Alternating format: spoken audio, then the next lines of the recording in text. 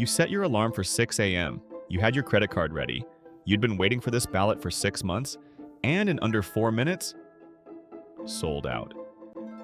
But here's what FIFA didn't tell you. Those tickets were never really yours to begin with. The FIFA World Cup 2026 is the biggest sporting event ever held on American soil.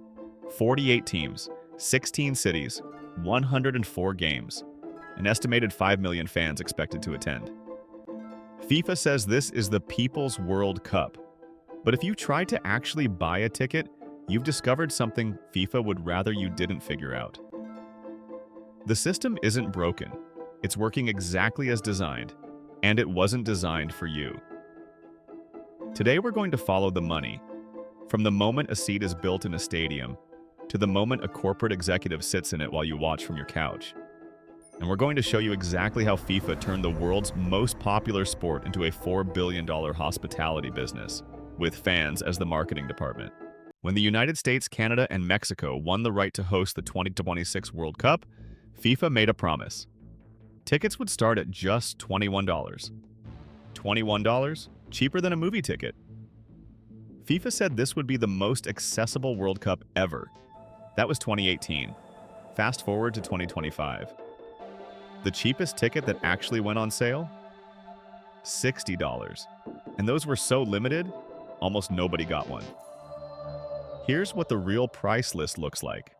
A group stage ticket in a standard seat, $300 to $700. A quarterfinal, up to $2,000.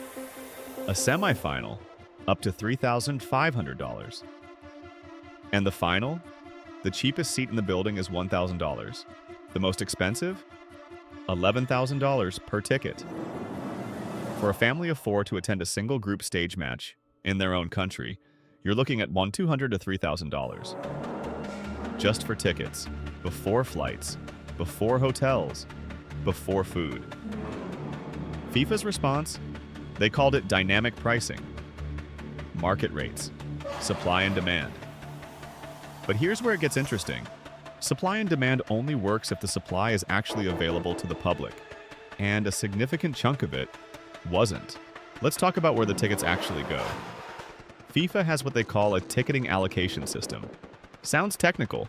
It's designed to sound boring. Because if you understood it clearly, you'd be furious. Here's how seats in a 2026 World Cup stadium are divided. FIFA and its partners get the first cut. National football associations around the world get their allocation, some of which ends up on secondary markets. Corporate sponsors, who paid 9 figures for their sponsorship deals, receive guaranteed ticket packages as part of their contracts. And then there's On Location. On Location is FIFA's official hospitality provider. They hold the rights to sell premium experiences, which is corporate speak for the same seat you wanted, bundled with a buffet, a lanyard, and an open bar sold at 10 to 50 times the face value. FIFA has allocated approximately 1 million tickets out of roughly 5 million available directly to on-location hospitality packages. 1 in 5 tickets gone before the public ballot even opens. A private suite at the final? $199,000. A family hospitality package for a single group stage game? Over $10,000. And these packages sold out immediately because corporations don't blink at $10,000 when it's a client entertainment expense. Now here's the part FIFA quietly buried in the fine print. They reduced the number of regular seats in stadiums, while increasing the number of premium hospitality spaces. They literally rebuilt the seating maps to fit more suites and fewer normal seats.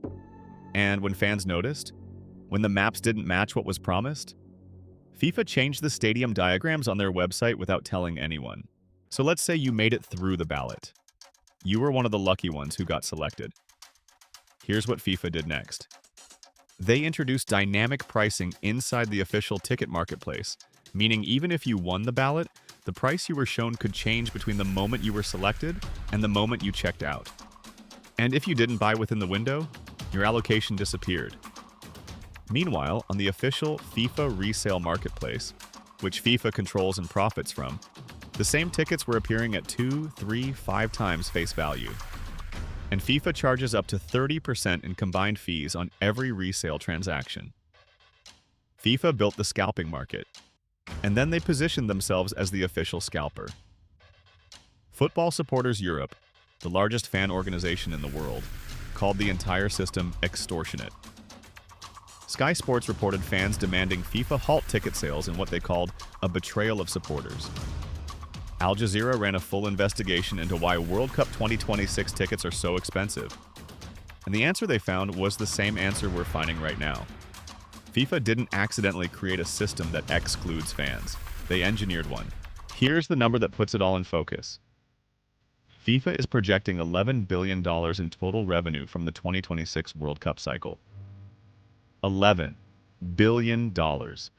That's more than double Qatar 2022. A significant chunk of that, billions, comes not from ticket face value, but from hospitality, premium packages, and the resale ecosystem that FIFA controls end to end. Think about what that means. FIFA figured out that the more they restrict access to regular fans, the more corporations will pay for guaranteed access. Scarcity is the product. The fan rejection letter is the business model. The cities hosting the World Cup? They spent hundreds of millions of public dollars on infrastructure, security, and stadium upgrades to host this tournament. Local fans, the taxpayers who funded those upgrades, are now priced out of attending in their own city. A fan in Dallas, a supporter in New York, a family in Los Angeles. They watched their city spend public money to build the stage, and then FIFA sold their seat to a corporation from Zurich. That's not a side effect, that's the point. Here's the thing about FIFA that makes this different from any other sports business story. FIFA is a nonprofit. Officially, legally, a nonprofit organization, registered in Switzerland, paying no corporate income tax on its $11 billion revenue cycle, protected under Swiss law, answerable to almost nobody. And the World Cup? It's their product. They own the rights. They set the rules. They decide who gets in and who gets priced out. There is no shareholder, no board of directors that represents fans, no mechanism for accountability. And they know that no matter what they do, no matter how expensive the tickets get, no matter how many seats they hand to corporations, billions of people will still watch. The sport is too big to punish them. So the next time you see a commercial with fans singing in the stands, waving flags, crying at goals, remember, those seats cost more than most people's monthly rent. And the company that put them there is tax exempt. FIFA didn't sell out the World Cup, they sold out the fans, and they did it on purpose. We are Meta Ledger. If this video made you angry, good. That means you're paying attention.